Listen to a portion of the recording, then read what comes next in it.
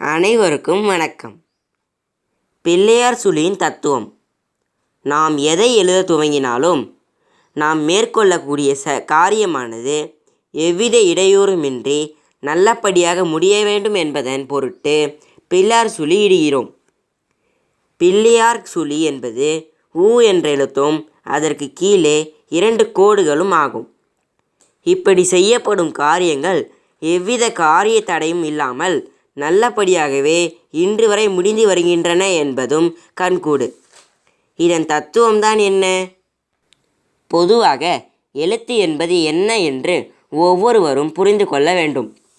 ஒளி வடிவமும் வரி வடிவமும் சேர்ந்ததுதான் எழுத்து. ஒளி வடிவத்தை குறிப்பது வட்டம், வரி வடிவத்தை குறிப்பது கோடு. இந்த இரண்டையும் சேர்த்தால் இதுவே பிள்ளையார் சுழி ஆகும். ஒளி வடிவம் என்பது பெண்பால், எனவே இதனை நாதம் என்று குறிப்பிடுவர். வரி வடிவம் என்பது ஆண்பால், எனவே இதனை விந்து என்று கூறுவார்கள்.